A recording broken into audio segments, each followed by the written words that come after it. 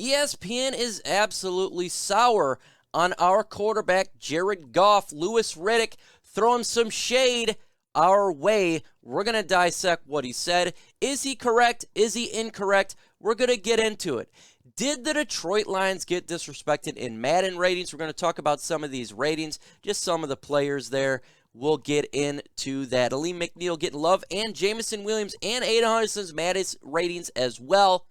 What did it look like compared to the rest of the rookies? But before we get into today's video, if you would like to know what it's like to go ahead and get abducted by aliens, go ahead and subscribe to my channel, because we talk all things Detroit Lions news and rumors. And let's be honest here, folks. Sometimes being a Lions fan feels like you get anally probed. Also, take that like button with you. Let that bad boy get abducted. Let's get into today's Lions news and rumors.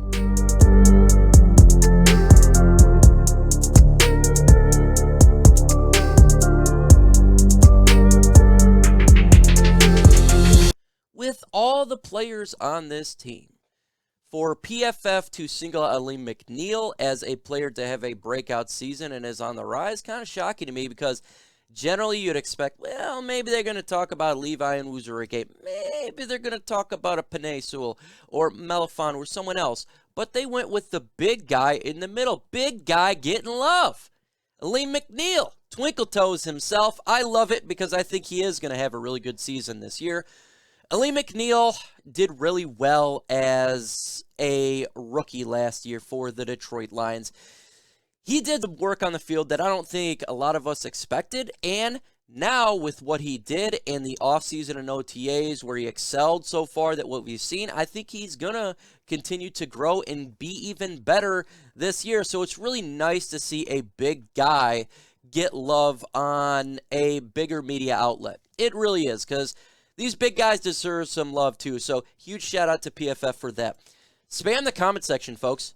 Are you guys ready for the 2022 NFL season? Are you ready to get that stank off from last year? Spam the comment section with hashtag OnePrides. I want to see it right now. I want to see 5,000 hashtag OnePrides in the comment section. Hell, comment it more than once. I am ready for this season. I want to see if you guys are as well. It's exciting getting ready for the 2022 NFL season. Well, Louis Riddick is not really excited about our quarterback, Jared Goff. When asked if quarterback Jared Goff was simply a holdover or part of a long-term rebuilding process, Riddick expressed, "I'm going with the latter. The long-term quarterback answer is not on the Lions roster. Till they find a better than Goff, the Lions will be lacking the most important position relative to every other team in the division."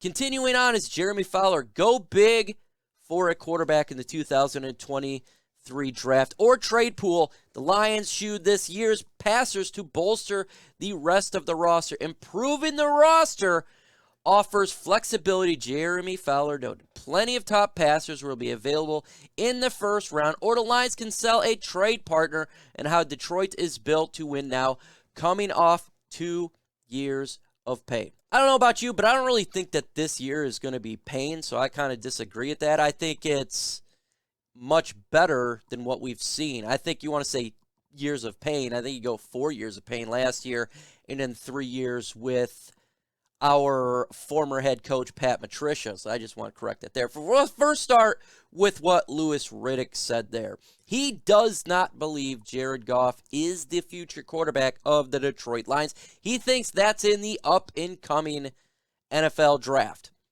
Is this true? Is this false? There's going to be Goff truthers that think this is absolutely erroneous and crazy, and there's going to be people that 100% agree with what he said. Let's go ahead and just kind of look at it from both perspectives here. Let's start with Jared Goff positive. He could be false here, folks, because if you look at Jared Goff when he was with the Rams 2018, massively good quarterback, took the team to the Super Bowl. He had weapons around him. He really excelled. And if you look at the following years when he was with the Rams, him and head coach Sean McVay were butting heads, pipe dreams, and all that. So it just kind of went sour there for the head coach and the quarterback. And when you have a sour situation like that, it definitely could make the numbers look worse. I mean, you got to have a positive relationship. And if you go into last year with the Detroit Lions, the first half of the year of Jared Goff was bad. The second half was much improved. And you can start to see the connection between head coach and quarterback, offensive coordinator. And his numbers are starting to look a little bit better. So that's a positive. But on the other part of what he's saying, he doesn't believe he's quarterback. I understand it. I think in Detroit, you need to have a transformative quarterback, a guy that can really get above the negativity that is in for the Detroit Lions. I think you need to have a guy that really takes it to the next level. We had Matthew Stafford for 12 years, and he could not get us to a playoff win. He goes to L.A., and he wins a Super Bowl. And most people would agree that Matthew Stafford is better than Jared Goff. Can he take this team to the next level and win a playoff game? That is yet to be seen. And I think for Louis Riddick to say this, it's not that bad in all honesty. I'm not going to rip him for it. I understand it 100%. And I'm on the fact of you're going to give Jared Goff this year no matter what. He has this year to prove if he is the guy. But if he doesn't excel, they have an opportunity to pick a quarterback in the 2023 NFL draft. They got the ammunition to get the guy. And generally, how it goes, you draft these young quarterbacks. They help the team out for the long haul. And you have the rookie deal. So we'll get into that in a minute here. Do you guys even play Madden? Let me know in the comment section. Y for yes and N for no. Let me know if you even play the game, because we're going to be talking about the ratings here real quick. I don't really play it, but hell, I'm just one guy. With Jared Goff, though, it just continues the idea of a lot of media outlets, a lot of big media does not like him as the quarterback of the future. We've seen it all off season. We've seen it last year. We've seen it when he got traded. Now, I think the media is absolutely incorrect regarding he's one of the worst quarterbacks in the NFL. I don't think that's correct at all. I think that's absolutely foolhardy. But to say may not be the guy, I don't think that's big of a deal. I get it from their perspective. It's all on Jared Goff to prove it this year. It's on him. It's not on the fan base. It's not on the media. It's not on anybody else, but it's on Jared Goff. So he'll have the outlook to think if this is something that he can really get above. I mean, it's really on him to do it. Let's go ahead and look at the Madden ratings really quick, at least for the wide receiver position. Interesting, they're pretty low on the Detroit Lions wide receivers. I'm kind of shocked. I'm a little bit higher on it. Amon-Ra St. Brown ranks 78. It's actually 60th of the wide receivers. That's kind of bad. I think he's much better than that. He's really showed last year he can be a big target for Jared Goff and make some noise, yak, and everything. I think he was lowered more than he should be. I think he should be higher there. I think Amon-Ra St. Brown should get more credit. We'll talk about Jameson Williams in a minute, but DJ Chark's at a 78 as well. I think he should be a little bit higher, but understand from the idea of his injury history. I just believe Madden's off on the wide receivers. I think they think our wide receivers are not that good. I think the Detroit Lions wide receivers are much better than what they are getting credit for. And again, it's up to the players to blow it up. But at the same time, folks, you got to use some sort of common sense. Stop just thinking that it's Detroit and they're bad. Let's go on with Jameson Williams quick. Williams is the highest rated rookie receiver despite being the fourth at his position to be drafted this year. Williams got a 78 while Garrett Wilson, Chris Olave got 76s, and Drake London got a 75. The other two rookie receivers taking the top 30, Jahan Dotson and Treylon Burks receiving a 75 and 73 respectively.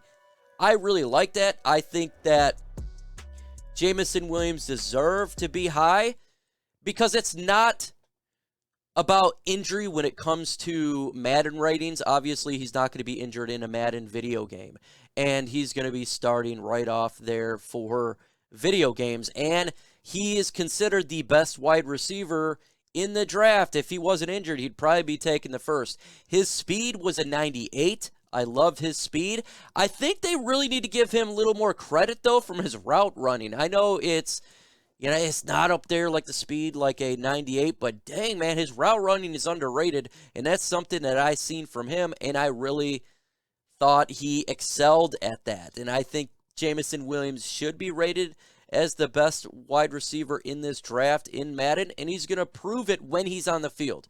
When he is on the field, folks. Not right off rip. He's probably not going to start week 1. Let's go ahead and talk about Aidan Hutchinson, the rookie edge here. Hutchinson was an overall 77 rating. Interesting, lower than fellow Lions first-round pick Jameson Williams, but higher than other edge rushers in this year's class. Thibodeau is 75, while first overall pick Treylon Burks 76. Elsewhere, Jermaine Johnson at 74. And I concur. I felt like Aidan Hutchinson was the best edge rusher in this year's class. I felt like he probably should have been taken first overall, but he wasn't.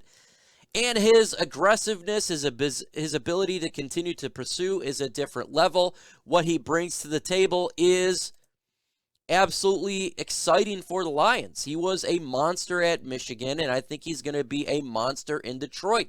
I think he'll get a 10 sacks plus this year. I think he should be the best rated edge rusher in this year's class. I'm excited for him to get on the field and prove it in this season coming forward. So I approve of the Madden rating there. I just think they're a little bit underrated in the wide receiver core, and poo-poo on the Lions itself.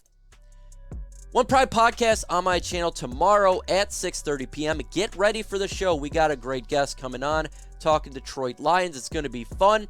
And on Friday, we got videos dropping Saturday as well. So make sure you go ahead and hit me on all these social media sites, on IG as well, at Real MicroMike.